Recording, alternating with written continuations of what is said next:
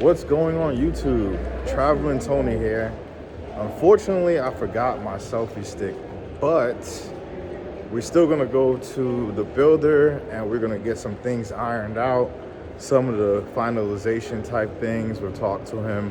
Hopefully you guys can hear. I forgot my mic too. I'm gonna look for it, but hopefully you guys can hear. We're about to get started with this. Thank you for tuning in again and staying with me on my journey.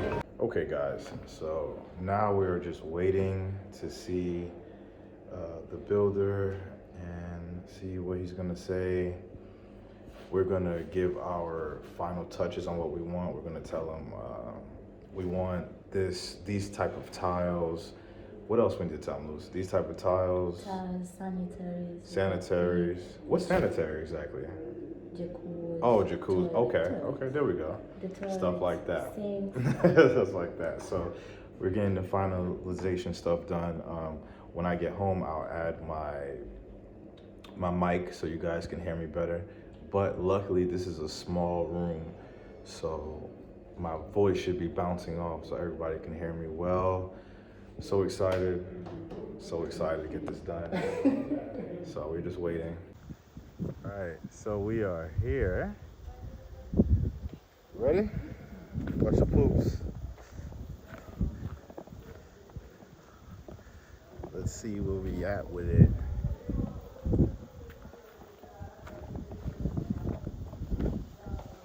Mambo.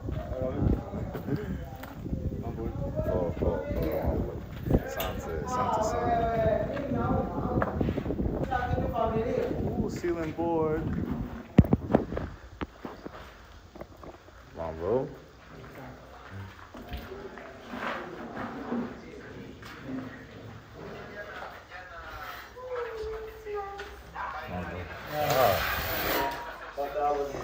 Oh, yes.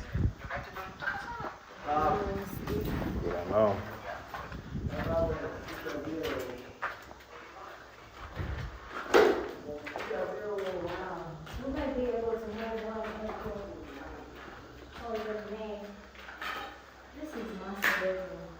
That's not master bedroom. This is extra bedroom.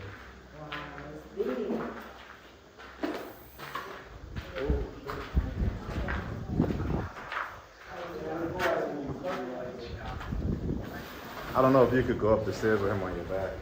You can touch the wall.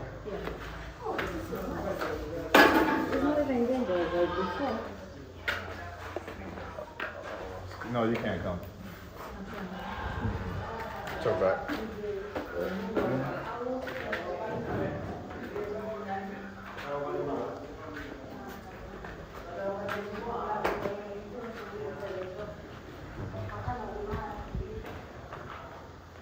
Oh, this is fire. Let's go, guys. Yo. I'm happy.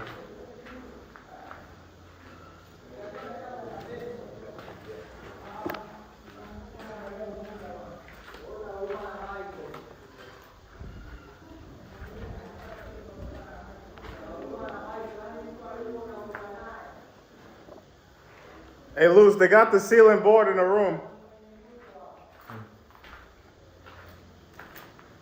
Oh, this is hard.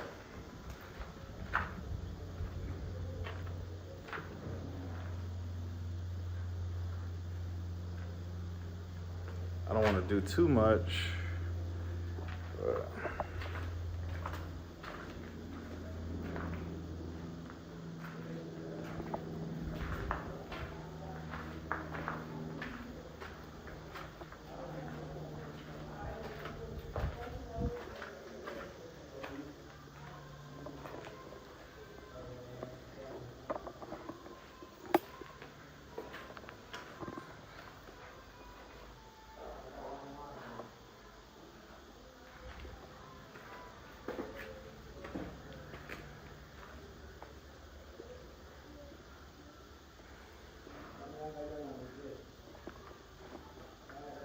I could even see my neighbor's stuff. This is crazy.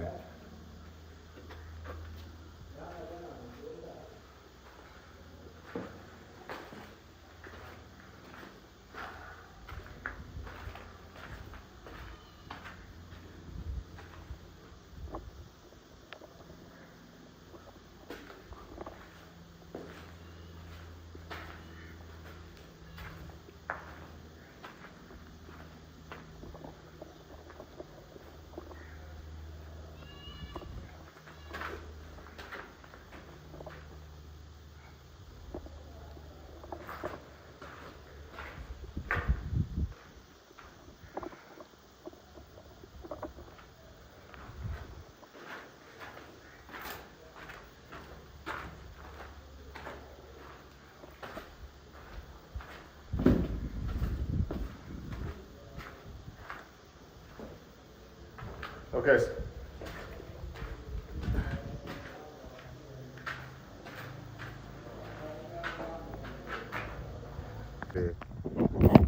Kubo Sana.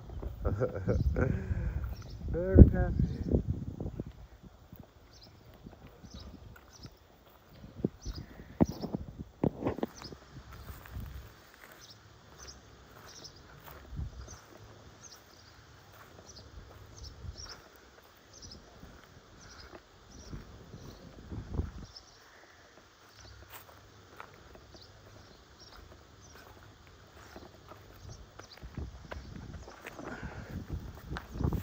Oh shit.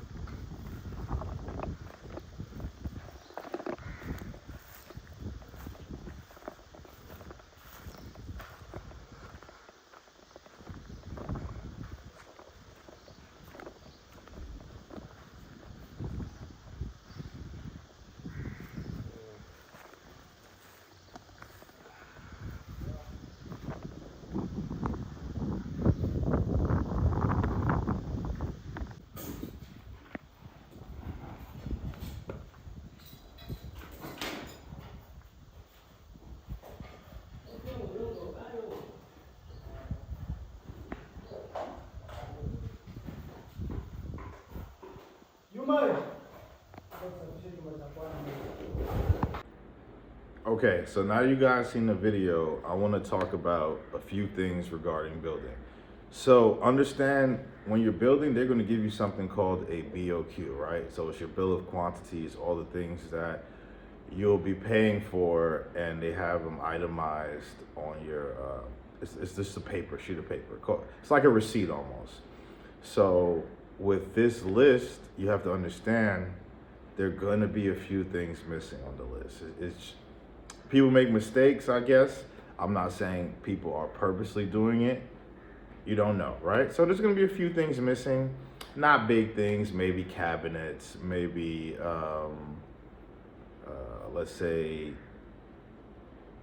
stairwell, like the handles for the stairwell, things like that. So understand certain things are gonna be missing, especially if you have like a really greedy builder who's trying to screw you over. They'll make the overall price look attractive, and then while they're building, they'll tell you, oh, we forgot to do this, we forgot to do that, and then you'll be stuck building forever.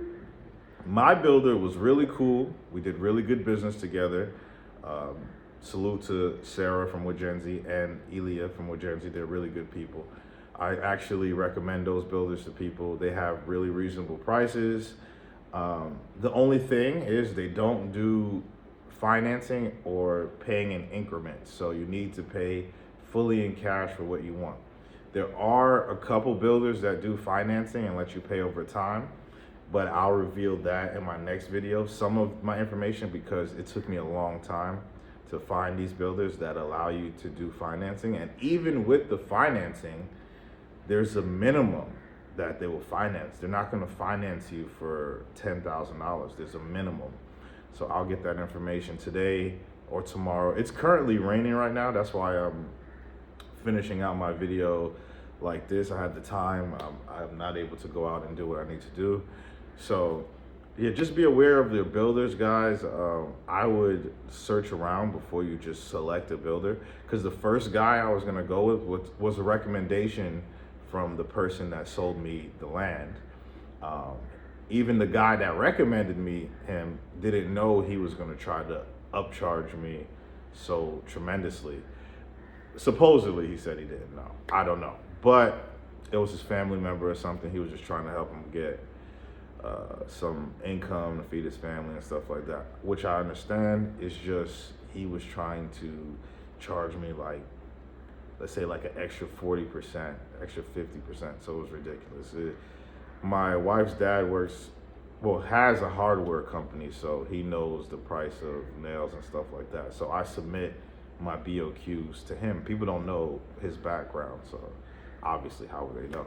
So that's how I make sure my prices are at least within range. Of course, you have to make a profit, right? So of course, there's reasonable profit margins, right? But then there's unreasonable 100% increases, 80% increases, 50, 60% increases. I'm not paying that. 20% I can do. 15%, that's perfect. I understand you have to make money. I do understand that. 20% I don't even want to pay. I prefer like 10%. But 15, that's cool. That's within my range, especially if you're gonna give me a outstanding quality product. So I was just let you guys know, be careful when building. Make sure your builder is faithful. There are some builders you need to watch. You need to keep going to your plot of land. Make sure they're building, make sure they're doing their job. Because if they're not, then you're gonna have to go through the local government, go through the Tanzanian government, and sue them in court. That's the only thing you could do if they're screwing you over. They can upcharge you for anything. Like, my builder was so cool. Like I said, he was cool. My land, my soil topography wasn't the best, so he had to dig deeper and use more cement, but he didn't charge me for it, so that was cool. Now, if you have one of those shady builders that are just trying to get anything out of you, and then if they see that you're a foreigner, they're definitely gonna try to dig in your pockets more. That's where you hear the horror stories. That's because people didn't vet their builder correctly. By vetting their builder, meaning looking at their work, the different works from other clients, talking to other builders, looking at their work. It's just proper research. That's all. Keep researching your builders. Don't go with the first builder. Do not do that. That is a huge mistake. Now, you can go with your first builder and have a great experience, but I think that's very rare, especially in a place like this where they don't really have like a reputable ranking system. You know, like online you could find top real estate construction companies in the US or UK or wherever. Here they don't really have that. Online is kind of something new they're just stepping into. They're just building websites for these construction companies. They have Instagrams. That's where a lot of the reputable people is on Instagram. And you can tell if they pay for their followers or not. Just look at the likes, look at the views, all that stuff, and it'll show you. Look at the comments. They don't have no comments but 1,000 likes, and that's weird. It's similar to YouTube. So yeah, I just wanted to throw this out there for you guys that plan on building in Africa as a foreigner. If you're a local, you don't even need to worry about this. This is me talking as a foreigner to other foreigners. If you're a local, you already know the game, or you have family members that'll help you understand. Because people automatically assume locals understand everything about the country. It doesn't make sense. It's like being American or wherever you are and your specialty is math, but you understand architecture. It doesn't make sense. It's two totally different fields. You know what I'm saying? They don't even, I mean, yeah, I guess they relate in some ways, but as far as pricing, no, they don't relate. Maybe measurements and things like that, math, yes. But as far as pricing, you're not gonna have any idea. Or if you're a nurse or a doctor and you wanna do some building, you're not gonna understand the building stuff. They're gonna try to throw you off with certain terms to make a little extra money, whether you're a local or a foreigner. But a foreigner goes deeper because they know you have no like real context to the country or family here. Most likely, most foreigners don't. But if you do, then great. Use those contacts, those connections to go over your stuff. Have them help you. There's nothing wrong with asking for help. I learned that living here in Tanzania.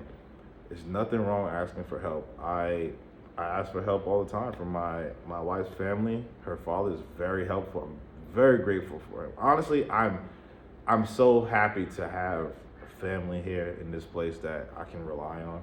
If I needed a loan, whatever, Dad is here to help me. So I appreciate that. Anyways, just want to throw this little video out here. This is from a month ago. I wanted to do an update, but it's currently raining, and where my land is, my house is very muddy. Where I'm at right now, it's not, but I'm in Mikocheni, so it's very different. Anyways, thank you guys for watching. I hope this video can help somebody out a little bit. I can't say too much because this is YouTube